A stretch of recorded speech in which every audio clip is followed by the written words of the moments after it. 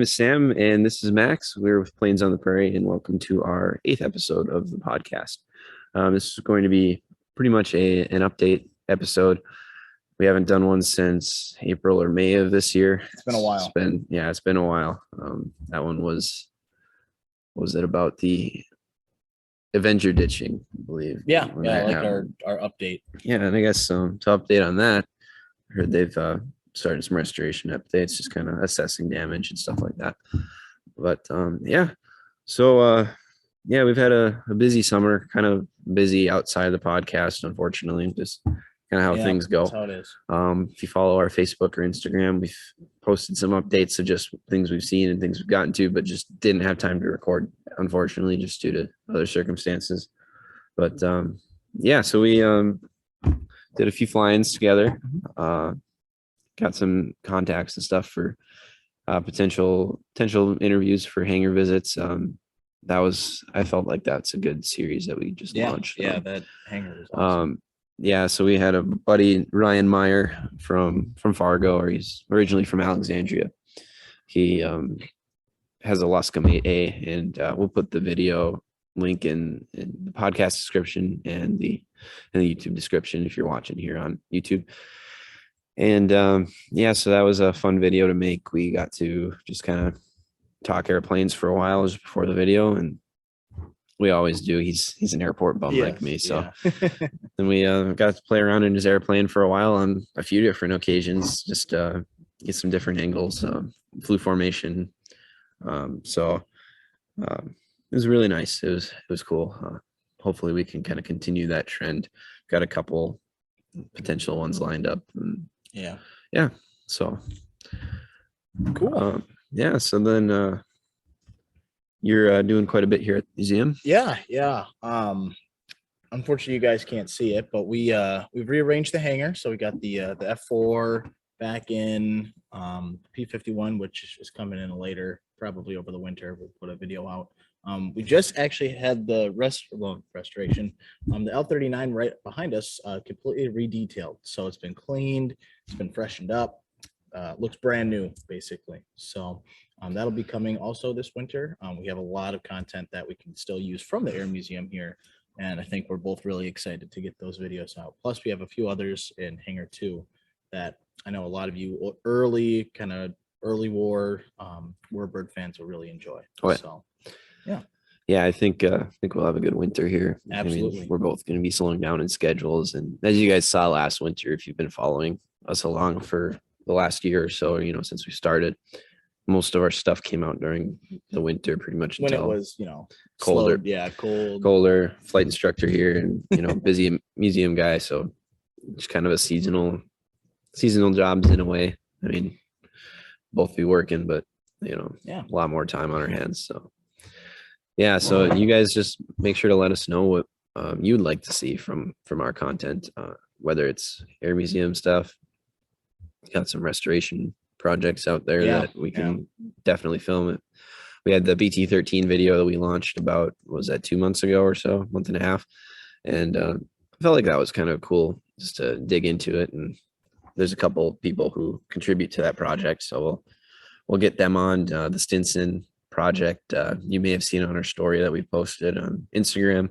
Stinson Reliant project that the museum has had for a lot of years, but the EAA chapter locally, chapter 317, we all went out to the Castleton Airport where the F4 video was shot, and we were able to grab all the Stinson parts, and pretty much all of it except the wings are inside Hangar 2 here. So if you're visiting the Air Museum, want to see a cool project, definitely come out and see that. So that's something exciting. I'm going to be helping out with the Stinson project and probably the BT-13 this winter. So hopefully we can get some videos. I don't know how long it's predicted to take. They're all restorations are a slow process. I was talking to, this was a few years ago, but this is when the Commemorative Air Force Arizona wing came in with Sentimental Journey and the Made in the Shade B-25. They told me that restoration took over 20 years. The Made in the Shade? Made in the Shade, yeah. Wow. So they did an immaculate job. Yeah, absolutely. But it's how long did Doc's restoration take? That was a long time. That was 10 years too, if not more. Yeah. And, you know, a lot of the restorations come with crowdfunding, things like Mhm. that. And that's the way to do it. I mean, Yeah. if you want something done, this community is great for that. You know, everybody kind of tends to Helps- rally around Yes. things like that. Nobody really gets a bad rap for wanting money for a pretty awesome airplane, especially when it's museum run. So, Rare. and I guess we'll plug the air museum there. If you guys are interested in donating to any of the Stinson or BT-13 projects, they're more than happy for donations to keep this place's lights on and some of those airplanes getting up to airworthy condition. So, yeah, and we like I said, we went to a lot of fly-ins. Yeah. 10 of them to be exact, if I remember right, 10 or 11. First one was the Mayday fly-in. We went together. Yeah. That was a really good fly-in. That's the first fly-in. I don't know, I can't speak for you, but the first fly-in I've been to since 2019, 2020. Yeah, that actually might have been my first actual fly-in. First actual. Yeah. Okay. Yeah, last year was rough. There's maybe 3 or 4 fly-ins, none of them really in the immediate area, so I never made it out. But yeah, that was a fun fly-in. It was a couple T6s. Yep. Got a Cessna 195 and some other classic aircraft. We flew the Cherokee out there, the red and white one you guys may have seen around. Got a little windy there at the end, but I didn't want to mention that. Yeah, we got her down. A couple changes of pants later, and we were fine. Yeah, that was a real first one. Let me say, I thought it was really interesting because it was like a car and airplane show. So I think most people were there probably for the cars. The cars. There was a lot of nice cars. It was exciting. But when those T6s showed up, everyone gravitated towards also the Red Baron Stearman. Yes. Yes. Yeah, can't forget about that. Forget about that. So yeah, that was a really fun one. You interviewed Paul there. Yep. Hopefully we can get out there this winter. Yeah, Paul was awesome. So. Yeah, just recently saw. I don't know if you know Jay Thomas. He's a radio host here, but he has the Rides show. Yeah, I said that he interviewed him. Yeah, he interviewed him, and they had everything polished up. Yeah. We did it first. Just remember that we did it first, but we'll need to redo it again too. So, yeah, and then I went to a couple fly-ins with Ryan and Dan. We did a 3-ship formation to Gwinner, North Dakota. It's about 50, 60 miles as a crow flies to the southwest of Fargo. That was kind of cool. There was a small turnout. We had a couple neat airplanes. That's cool. Oh yeah, before that we had the Valley City flying. Took the girlfriend to that one. Got some pancakes and a couple. There's Stearman's. There's Paul's Stearman. There's one locally. A guy named Jim O'Day owns that one. It's a beautiful Navy Stearman, all yellow. Where is that? I think it's based here at the Fargo Airport. And really? Yeah, we'll have to get that one. Yeah, absolutely. In the works too. But yeah, super beautiful airplane. Couple classics. There's that Travel Air 4000, the orange one. Yep. Guys out of Daisy, North Dakota. It's kind of in the boonies, but got some nice airplanes.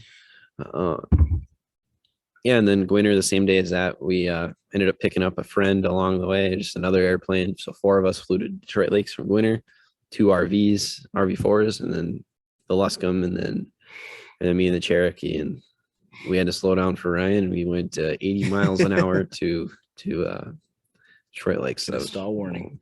Pretty much. But yeah, that was kind of fun. It was fun. I mean, there's a good turnout. Yeah. Toby flew the Mustang. Awesome. A lot of really nice GA aircraft. If you guys get a chance next July, the Detroit Lakes flying is probably one of the best ones in my opinion. Jamestown, never been to the Jamestown one, and that was one I'm never going to miss. Yeah. So Jamestown was awesome. Yeah, it was a good month for fly-ins. Didn't quite make it to as many as I'd like to within June and July. But it was a good month for it. Yeah. Didn't end up making it to any others that month, but we had the Fargo Air Show. Yeah, so we could talk about that. Oh yeah, well you got to I got a front row seat. Yeah. So, being an employee at the Air Museum comes with its perks, and the Air Show basically having access to the ramp was huge. And unfortunately, we didn't get any interviews. It's pretty busy during that time, but just being able to get up close with some of these incredible aircraft, not just the military ones, but the Airbus, UPS. Yeah, the Airbus 300. That was massive, huge aircraft. But yeah, it was a fantastic show. I know many of our listeners in the Fargo Moorhead area probably heard it. Heard it at least. Yeah, I'd be amazed if you didn't. But yeah, it was a super cool show. We got to meet Commander Brian. Kesslering. The Fargo native. Yep, super the nice Blue guy. Angels #1 pilot. That was incredible. Such a nice guy. Very tall, but made me very short. Yeah, I mean, I'm not tall to begin with, but yeah, very nice guy. Yeah, that was awesome. That dinner, good to meet a bunch of people, and I chatted with the Minnesota CAF guys for a while and talked B-25s for 20 minutes. And perfect. The lighting was beautiful that night too for pictures. Mm-hmm. It was a nice night. Got to sit in the P-51, so that was a P-51C. I missed out on that. Yeah, tried calling you, but that was I know everybody knows, people back in the 40s were smaller, and even I kind of had trouble squeezing into that plane. You don't have to be very big to have a tight fit with that birdcage canopy, especially. Oh yeah. But that was a really cool experience. We have a video out there. You guys are more than welcome to watch that. So that was a fun one. We did that one during a tornado warning. Yes. Yes. Doors rattling all over the place. You can hear in the background. It's whatever breaking loose out there. And the air show is just amazing. The mini jet, Lucas Oil. Yes, that was cool. Mini jet was awesome. Subsonics. They're made out of Oshkosh, Wisconsin, so right at the field. A really good line of kit-built aircraft. One of the Subsonics isn't my dream aircraft, but there's another one called the 1X. It's a single-seat folding wing airplane. You can fit in a single-stall garage, and it costs 30-some grand. Really? Yeah, and that's kind of on my list for just a cool personal get around plane. But yeah, the air show was amazing. It was great to see it. Are they planning one next year, or is it going to be 2 years from now? It's still going to be 2 years. Yeah. However, we do possibly have another air show locally up at Grand Forks Air Force Base next year. So we're hoping that comes to fruition. I don't know why it wouldn't, but when I heard about it, I didn't know that Grand Forks did one. Are you aware of them? No, I've never heard of one. Okay. No, I've been to Minot. Really? Okay. Yeah, they had. I was little, but from my looking back in the camera roll and stuff like that of what I took pictures of, and 9-year-olds not very good at photography, but there was amazing turnout. Like there's B-52s, KC-10s. KC-10. That's dating it a little bit. T-38s, just a bunch. I flew out in Dougie. Really? In the C-47 out there, and that was cool. It was I don't know. It's the second best air show I've been to. I love Fargo, but it beat out Fargo just because of the presence of all the military aircraft. Yeah, a lot of demos. I was gonna say, when you have an air show at a military base, it brings a lot. Like, because at the Fargo Air Show we had a lot of warbirds. We did have military turnout. We had the A-10s, the F-16 Viper demo, which was incredible. F-35s. Yeah, the F-35. F-35. Yeah, the Marine ones, and then obviously the Blue Angels. Yep. But at actual Air Force installations, you get a much bigger military turnout. And Grand Forks being a former B-52 and KC-135 base, I can imagine that if the air show is next year, there'll be some incredible aircraft. So that's something I'm looking forward to if it comes into fruition. Yeah, that's hopefully that can beat out Minot and get up there with Oshkosh. Maybe. Yeah, I don't know, but we'll see. Yeah, Oshkosh is always going to be the best one, but yeah, that's going to be exciting, and we have to get back up there anyways for gate guards. We might as well try the stack displays that are up there. Yeah, that's on our agenda this fall and winter here too. I mean, we'll have to be kind of careful with our time now. The days are getting shorter, but still got the 101, the Huey, 826, and the 135. Yeah, I believe. Basically half of So we got the Chickasaw somehow is our most popular video on YouTube. But we'll take it. You guys like your helicopters. Yeah. And I don't blame you. The Chickasaw it's a unique helicopter. It is. it's goofy in its own way, but I think it's so cool. I've only seen one other one in the wild, and that was on my Montana trip this summer. Oh, yep. In that little, it was some sort of museum. I'll put the link to the description. It was like America Museum or something. It was just it kind of in the middle of nowhere. Seemed like a lot of the aircraft there were saved from the scrap heap. They were saved from the scrap heap, but almost a little late. Yeah. There was a T-33, a Navy one. So that was kind of interesting. What SV2s? SV2, yeah. There's Huey in the back. There's up on a pedestal. I don't know why it was on a pedestal. It was a H-13 Sioux or Bell 47, the MASH helicopter. Yeah. They had an A7 of the Puerto Rico Guard, didn't they? Yep, that one was really interesting. All of it was behind a fence except there was an egg cat out there. So that was interesting. Yeah. And I guess we can talk about that trip. I got to see a few kebabs. One day we'll get videos of them. There's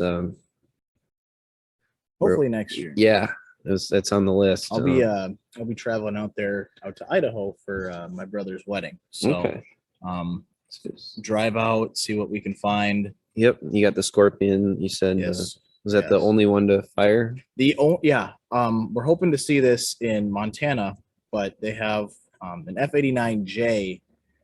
Please don't kill me if I'm wrong, but an F-89 Scorpion that is the only Scorpion to ever fire a live air-to-Genie air-to-air nuclear missile, or nuclear rocket. It wasn't guided or anything. So and then once that video comes up, we'll give you a more detailed rundown of what the air-to actually was. That was at the guard base in Great Falls, correct? Yeah. So I didn't make it out there, but I made it to that F-102 in town. Made it to that F-86 in Butte. That's at the Burt Mooney Airport. It's easy to remember just because of the airplane brand. And then they got those Air Museum ones, and there was I am missing one. The F-86? F-104. Oh, 104. Right. Forget the towns. Forgive me, but I'll find that. I think Dutton, Kansas, or Dutton, Montana. But parents were good enough to just, hey, we'll pull off on the road. You can go. That's the best. Pictures. So good nature trip. Got to mix both of them a little bit. Nature and the airplanes. So got to do both of my passions. So, but that was a lot of fun. You got your Kansas trip. Yeah. I know we did our video about that, but that was cool. Earlier this year, got to see a lot of planes in a very short amount of time. Yeah, that was really cool. Finally got to see a KC-135 fly too. I had never seen one before that. At least not that I know of. Maybe I was talking to my friend Madison yesterday. He or 2 days ago from Maine. He's a fan of the podcast and probably guaranteeing he's listening or watching to this at some point. But he was telling me through a class in high school or middle school, one of the two, he got to go up in a KC-135 for class, and he's on the East Coast there, and they still operate. They operate them out of Bangor. Yep, Bangor Air National Guard Base. Yeah, so he even got to play around with the boom. They just let what class is this? I don't know. I don't know if I'm supposed to be saying this either. But he he got to tell me that, and a C5 was apparently supposed to come refuel. Didn't make it, and had some maintenance issues. No kidding. That would have been the coolest sight. Yeah. I got a buddy that flies 135s in the Air Force now, so that's okay. We'll have to get him here. Yeah, hearing his stories is always pretty interesting. So so that was that. Then kind of I started flight instructing in late June. Racked up a lot of hours, a lot of fun. I mean, nothing wrong with it. No, hey, you go to the same places all the time, but I'm not sitting at a desk anymore. Exactly. That's good. A lot. I kind of got freed a little bit. I haven't really worked a day. I mean, I worked days, but hey, you're telling me, man. So. I don't think either of us have worked a day in a long time. That's the way it's supposed to be. So yep, exactly. Yeah, I got to go to a lot of cool places. Visited Oaks, so saw that 100. Got to show one of my students around that. Got to fly-ins with students, so that's kind of cool. A few solos. Got a couple ready for getting there. They're taking their tests here pretty soon, so it's exciting. A little nervous for me, but yeah. So that's a lot of fun. Just get to kind of opened my eyes with the airplanes. Before I got my instructor certificate, I didn't fly all that often. Yeah. Just through training, and that's pretty much it. Cause that's pretty much all I've been doing nonstop since I graduated high school a few years ago. And yeah, now it kind of opened my eyes. It's like, oh, I can do a lot in just an hour. Yeah, absolutely. Go a lot of places. But yeah, that's been fun. Get to meet a lot of great people at the airport. Just kind of become one of the bums again. It's cool because I trained out of that airport when I was in high school, and I got my private. Yeah, so full circle. And cool. Yeah, so then just kind of got busy with that for a month and a half or so. Had a lot of smoke come in. The weather was horrible for about 2 or 3 weeks stretch.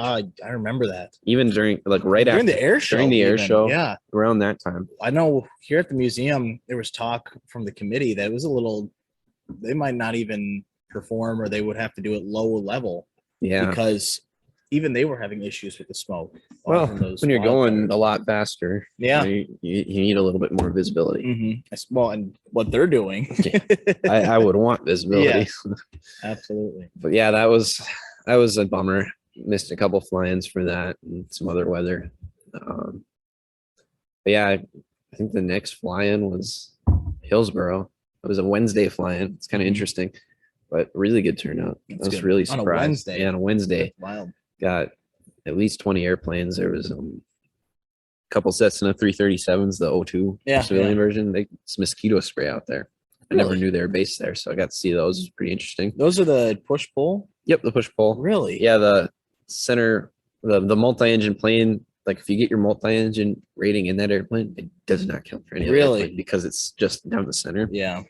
The aerodynamic effects of a multi-engine airplane aren't felt. Yeah. So those are real. Those are out there. Yeah. No idea. I've not seen an O2. Mm-hmm. I've only seen 337. Not even at a museum. No, I can't say. Okay. I've seen 4 maybe. 4. Okay. Yeah, I've only seen the one down in where was that? Rapid City. Rapid City. Ellsworth Air Force Base down there. That's a cool one. That's something I need to get to. But maybe yeah, a road trip. Maybe we'll have to do that. Then yeah, there's a good turnout there as that steerman from Fargo here showed up, Kelly Paris.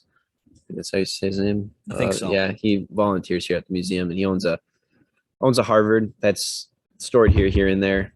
Recently had an engine overhaul. Yeah, that's why it's not here at the moment. But yeah, it was brand new engine, beautiful engine.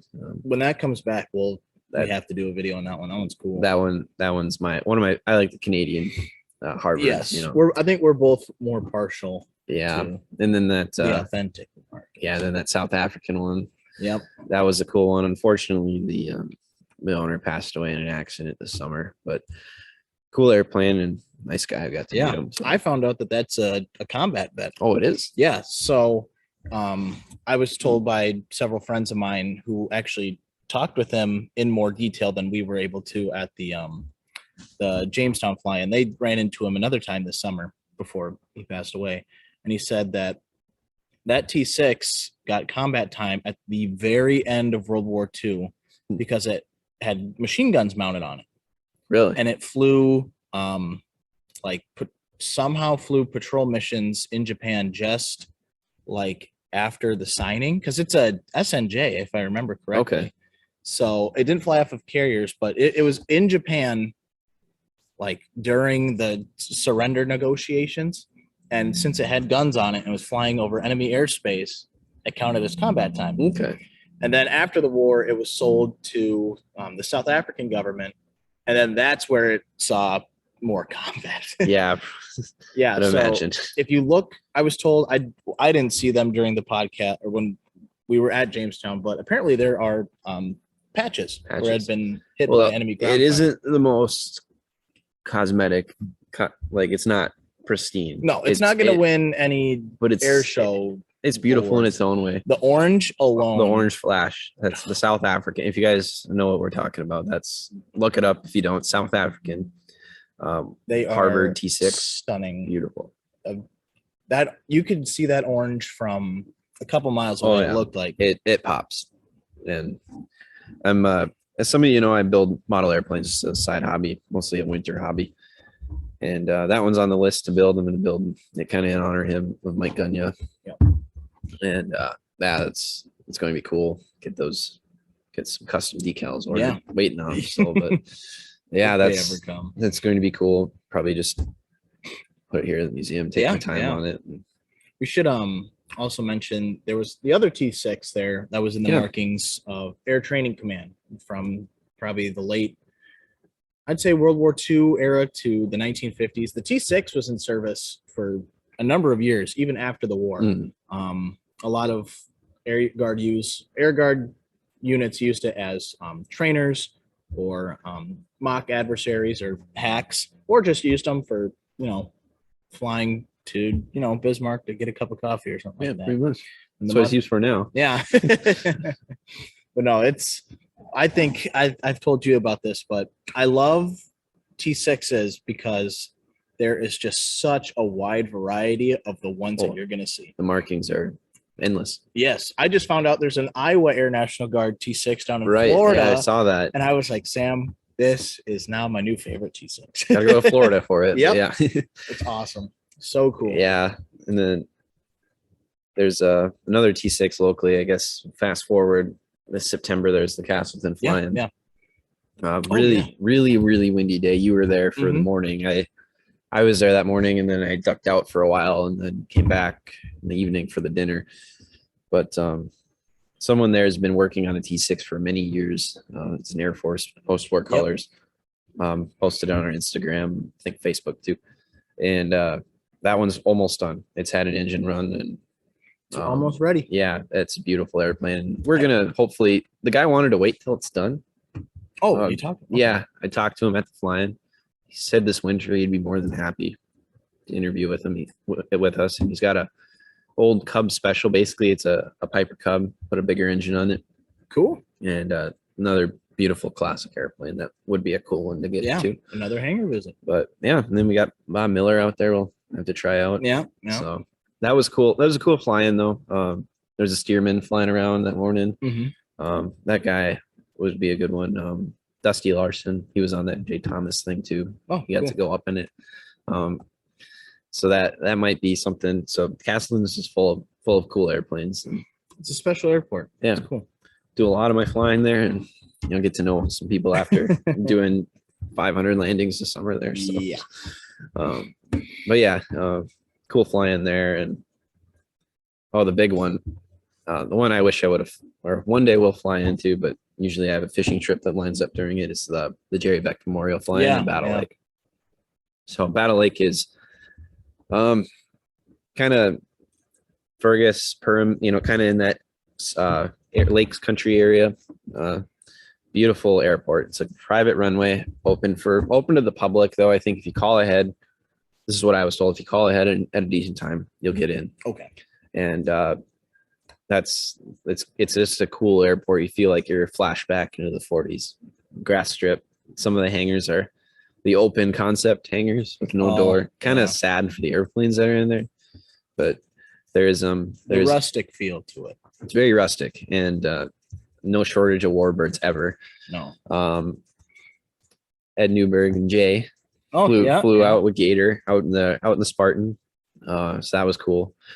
I love Gator. Yeah, there's a couple T6s, a few Stearmans. I think 3 Stearmans showed up. 3. It was after I left. But yeah, a lot of classics. Anything from Wings of the North show up? No, nothing from there. I was kind of hoping the Corsair.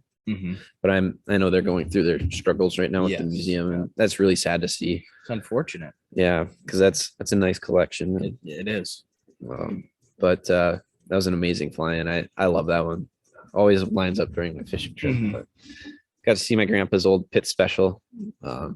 Posted that one on the Instagram page, and that was really cool to see that thing again. It's been a few years, and he's a fan of our podcast, so we'll have to go talk to. His name's Keith. We'll have to go talk to him. He's in Northwood, so we'll have to do that. It's a cool little airport community up there, Grand Forks area. A few pit specials and RV4, that military looking one. Oh yeah, with the really ridiculous engine in there. It's an awesome plane. But yeah, that one was a cool flying. Battle Lake's one of my favorites in the area. As you can tell, I like every flying. I try to go to as many as possible. some of them don't have the turnout based off of weather or whatever. Tailwheel airplanes, if some of you know, they a little bit more sensitive in winds, so they're usually limited more. Planes I fly are a little limited, but we can make some winds work, as we know. And little inside joke there, but yeah, so they're all fun. It's just a good community thing. West Fargo had one. Yeah, fun. those evening the dinners, cookouts. those cookouts were awesome. Yeah, we've been hosting cookouts here for the last since July. Kind of switched to a morning breakfast thing in the terminal. Last one we had was 2 weeks ago. Had 2 planes flying, so that was cool. We had a 150 and then a Cessna 195 from Bismarck. Cool. So a nice classic showed up, came for passport stamp. He didn't stay too long, but just a bunch of people showed up into the terminal and just kind of BS and talked airplanes for, I don't know, 2 or 3 hours. Sounds like my kind of breakfast. Yeah. So kind of like what we're doing. Yeah. So we'll have to do that again, and maybe we'll have to get the podcast fans together and just do some sort of. That'd be cool. Yeah, maybe even here, just kind of say, "Hey, come have breakfast." But we'll figure something out for you guys maybe this winter, and we'll have time. So it's good. It's podcast season. It is podcast season. This is the start of it. This is our revamp video. We had a long summer, like Sam said at the beginning, but this winter I think we're going to travel far. I know we want to go down to Granite Falls. Check out Fagin Fighters. Yeah, the flight school's thinking about doing I think I told you we're thinking about doing a field trip down there. So I will hide on stowaway. Yeah, to make put you in the cargo hold. Yeah. So we'll hold onto the wing. Yeah. So we're gonna try to do that if with the flight school. So not going to plug too much on the sponsorships, but the school I work for, we're going to be open. We're open for students this fall, but we like to kind of give back to our students and give them some cool experiences, get them to, I go up with my buddies and go formation fly, and I have them tag along here and there, we're going to take them here to the museum probably this winter. Cool. So yeah. And then I guess I forgot to mention I acquired a drone. I think I told you about that. Yeah. It's an older drone. It's a Dji Phantom 3. Still learning the ropes. Going to get my drone cert. Don't really need it if we're not making money, but it's good to have it. Yeah, so, absolutely. And then can that be used for our podcast video? Yep. It can be, as long as we, I can do it without the cert, but we got to be kind of careful. But it's can't make any money off of it that way, but the Part 107 drone cert kind of helps that out. But yeah, that's going to help with some of our kebabs. Yeah, and as long as they stay below 400 feet when flying it, it's good. And then it's got some cool features. I got an app on my phone. Basically, you push a button and it follows you around. Really? Yeah. So that's going to be something we'll update with. Our quality is going to slowly start going up. I think, GoPros, and I got a student who's just kind of a absolute nerd. He knows who I'm talking about. He knows who he is, but he's a fun kid to fly with, and he's going to provide us with some GoPros possibly for the planes. So, that's awesome. So we're going to hopefully just we're going to try to get some more flying videos, and maybe go get $100 hamburger. You go fly out, get food, and come back. Yeah. Not actually $100 hamburger, but costs $100 by the end of it. But yeah, we're going to try to do some of that stuff. And, try to go, I love our walk around videos. Yeah. But if we can get out in the wild and do some stuff. I agree. And so many of those kebabs just, we see what we can see from the ground. Right. So having an actual drone that we can get up close to, fly above to see where only birds can see. Yeah, like that F-84 video I was just thinking about maybe we'll redo some of these. So I mean, not at the base or anything, but unfortunately. But even if it's not another redone walk around, we could just do a short clip that shows all these different cool parts and surfaces. Yeah, and we're gonna hop on the shorts bandwagon. I don't know how long YouTube shorts are gonna be around. Yeah. I got a couple of videos that could qualify for that. But so my grandpa sold his plane recently to Mike Wiskus. He was an air show performer here. Really? Yeah. Lucas Oil. Yeah. So he sold that to him, and he did a little pass over the runway before flying, so I got a video of that. It was kind of cool. It's a 5-second clip. But, yeah, just it's been a great year of just getting involved with airplanes. The podcast helped me kind of get into back into it. Flying. Unity's a great school and everything, but everybody who's been through flight training, repetitive flight training, like I have, gets in a rut. We just kind of we don't want to fly. We don't do anything outside of our normal. Well, it's your job. It's it feels like a job. I have it. I'm flying 15 hours a week, 20 hours a week now, which is, I would like to do more if I could, but that's different. But back then when I was doing training, spending oodles of money, I'll say when it's because of oodles, but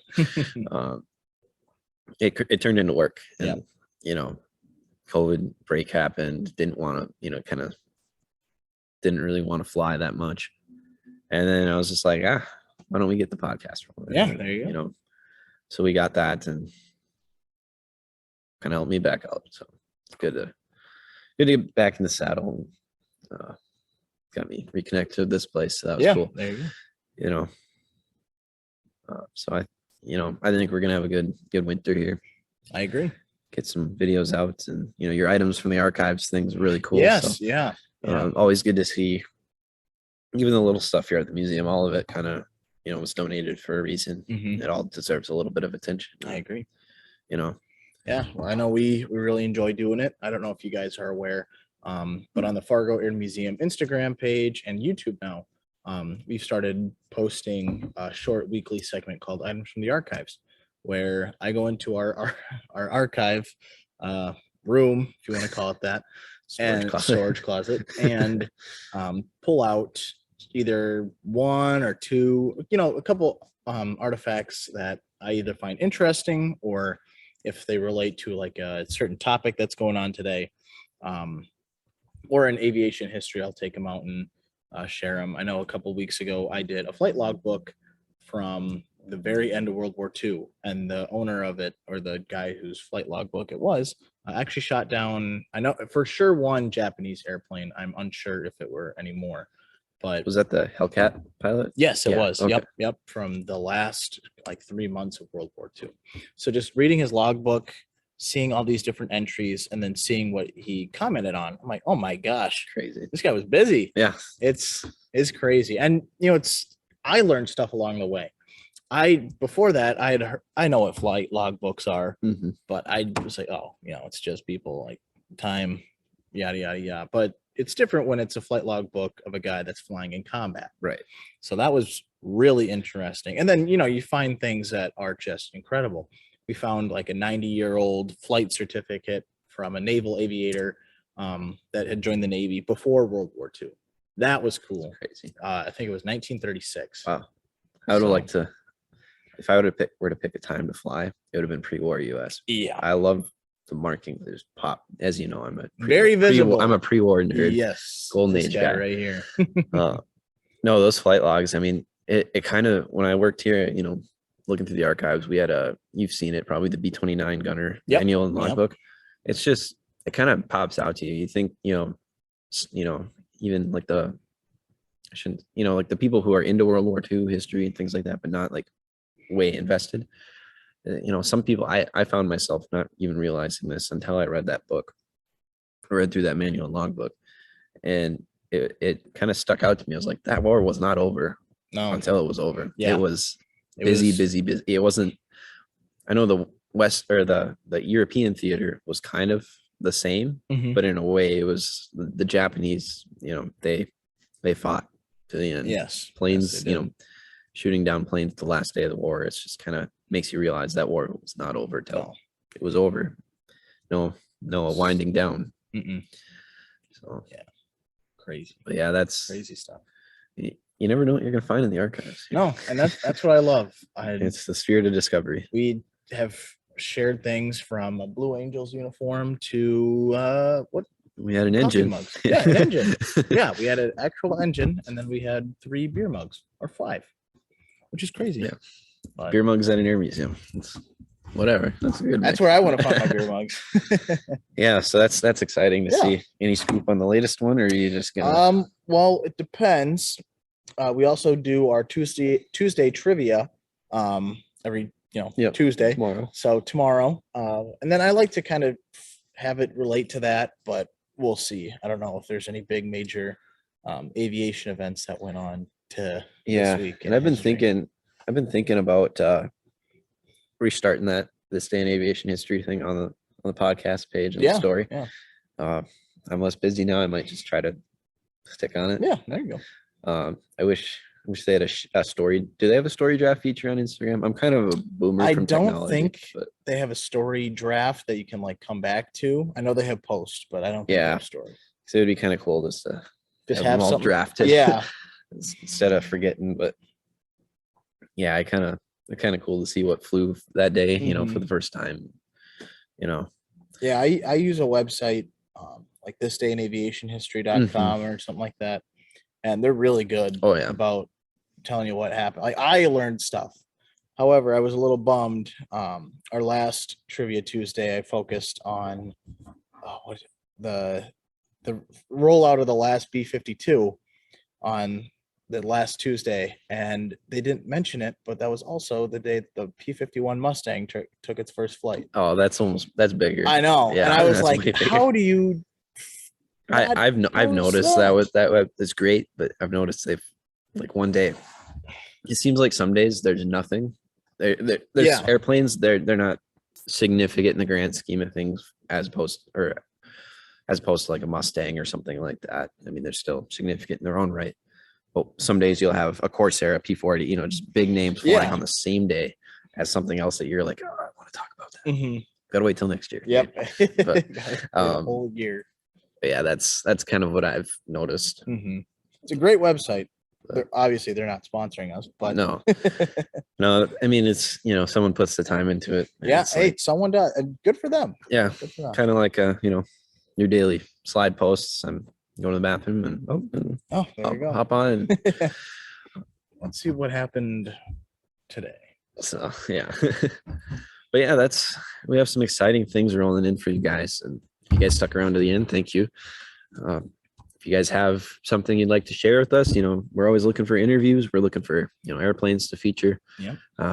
Just to mix things up. The Air Museum's great to post about and put videos up on. But having that personal touch, like that hangar visit, was cool. Yes, so well detailed, and when you actually sit down and talk with a pilot who's passionate about not only aviation but their specific planes, and they can tell you everything about them, that is something that can't be replicated. You ask a guy about airplanes, they won't stop talking about airplanes. Yeah. Ryan is the perfect example. Yeah, that Ryan guy. Is awesome. That guy. We had what was the video? 3 or 4 minutes. We talked an hour before even. That day we off camera. That day we did it. It was too windy to fly, so we didn't fly. And then we flew again. We flew together about 2 or 3 weeks later. It was a long time. Mm-hmm. Colder out. We waited out there for another hour's BS. Talked airplanes. And then we went and flew at like right before, like half hour before sunset. So beautiful sunset. Right when you're kind of needing to turn the lights on if you have them, and got some shots of him landing in the grass, and then we ended up a couple of days later formation flying. I was like, well, I think we got what we needed. Yeah, got the footage. That guy's taken me up so many times, just super good dude. You've flown with him. Yes. Yeah. Just a golden retriever of a human. But that's a good way to put it. Yeah, he just landed a job here at the Jet Center. So full-time gig. So he's sticking around. He's a senior here at India. So won't be getting rid of him. Yeah. So. No, fun fact about Ryan, actually, the first time I ever came to visit the Fargo Air Museum when I was a freshman at NDSU, 5 or 6 years ago. He's the one that rang me up. Okay. Yeah, super good dude. Super good dude. Yeah. Oh, what an awesome guy. But so just people like that we with the interview, get keep growing our podcast. And in addition to growing, our YouTube page is blowing up. Yeah. I mean, we're not huge, but we've added. It's a lot better than it was this time last year. Yeah, we've probably got about 200 more subscribers, and some of those videos are hitting 10,000. We really appreciate y'all tuning in, trying to bear with us on those videos. Yeah. Yeah.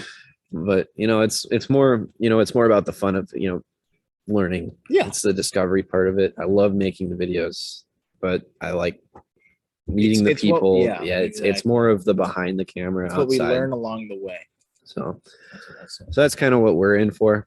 You guys obviously like to learn about it too, from another perspective, but you guys are more than welcome to, reach out to us, talk airplanes. Yeah. I've had a few people tell us their stories. I know when you posted the PT-19, it's right behind the camera here. When you did the video on that, I had a guy from Idaho, I think Boise area. He's like, ever make it out to Idaho, you can fly in my PT-26. Eventually you're going to take him up on it. I've been chatting with him here and there. Cool. And, just meet cool people, talk. I'll be out there next year. I may see if you can get a ride too. Yeah. I mean, you just meet the coolest people, even if you don't meet them in person. Your guys' stories are amazing. And, a lot of positive comments out there. We get some interesting ones about some of the gate guards, but what do you do? But you guys who regularly watch and all that, really, we really appreciate it. I mean, it's absolutely, a lot of fun. And I'm kind of a shy guy on a camera, or was. This kind of broke me out of the shell. Yeah. Just, talking about stuff I want to talk about. Yeah. I think we'll get a lot more out this year, and you guys' support's been great. Hopefully get out to Bonanzaville. Yes. Fortunately, we'll got to pay for that, but it's fine. It's part of the deal. It's tough because Bonanzaville, their hangar becomes a storage area. So we want to bring you guys everything that they have, of course, their incredible collection. It's just we don't want to film around boats and RVs. Yeah, and that's going to come next year. Yep. I dug through Charles Klessig. He's owner of the Standard, which is another video we got to put out. We tried filming it, but that was kind of the early days. Yeah, it was before we had good equipment. So I'm thinking we're going to have to do that one here soon. And read through his book, his autobiography, and how was that, Sam? It was a good story. It's almost like you had a cup of coffee with him. You could tell he wasn't an author, but you could tell it was like you're having a cup of coffee with an old guy. Down to earth kind of. He was down to earth. People are products of their time, but you could just tell by the way he read, or just hearing stories from other people. Mm-hmm. Dennis was telling you about him. Yeah. Actually, one of the guys at the Air Museum knew him when he was still alive, and was telling me about like how he was, what he was, obviously very, very much into aviation. He was a busy guy all the way up till the end. Until he passed away. Yep. Never had a day off. No, we got half of his collection at Bonanzaville to go and look at. And, yes. That museum is interesting in its own right, because you got the C-47, you got the F-4 Hawker Hunter. That's all cool. But what kind of gets me more interested is someone's collection. It takes you back, kind of like Battle Lake. It takes you back. Mm-hmm. And I kind of have an old soul. I kind of wish I flew back in those days where it's just kind of. I think that's why Bonanzaville works for us, is because you have your older airplanes there. Yep. And you got the Cold War. Yeah, I got my stuff out. Yeah, and it's the aircraft there aren't 100% good shape aircraft, but it's hard, they got carried. It's hard with the climate and all that, but it's a cool place. We definitely need to get to. We need to get to Grant Falls. Why not? Yeah. We got a bunch of kebabs throughout North Dakota, Minnesota, the cities. You got to get down there at some point. Get down to Wings of the North. Hopefully they can figure out their museum. Kind of hear back that situation. Yeah. Hear back and forth on that situation. But you got the Guard Museum. And CAF. Cool. Yep. So we got CAF Superior. So we got a lot on our plate to eat pretty much. Yeah. That makes sense. And so we got a lot out for you guys. You guys have given us ideas through comments, emails, messages, and stuff like that. So we thank you guys for all that. And please continue to do that. Take questions from you all the time, and video suggestions, and still have stickers. That goes towards supporting our podcast. Some of our sticker money has gone into gas for getting to our kebab places. Some of it has gone to getting some equipment, some microphones, things like that. And here on out, I think pretty much we don't, probably just going to have to use that money for admissions to those museums we may get into, and other things like that, making videos possible for you. So yeah, we appreciate the support. We self-fund it as much as possible though. So we're not asking for money ever, but that sticker goes right back into it. And it helps us. Yeah. And maybe get some other, once we grow a little bit more, we'll get some merch out there. I know we've talked about some t-shirt ideas. Yeah. I think would be funny with a nice, Fargo aviation touch. We'll roll those out eventually. Eventually. But yeah, I know I've said it probably 30 times in this video. Appreciate all the support. Thanks for tuning in, and try to make these more common now that the winter is unfortunately setting in, but yes, it's good for us for the podcast. So. All right. Well, have a good day, guys. Whenever you're watching this, and we appreciate you guys watching. See you later. Yep. Take it easy.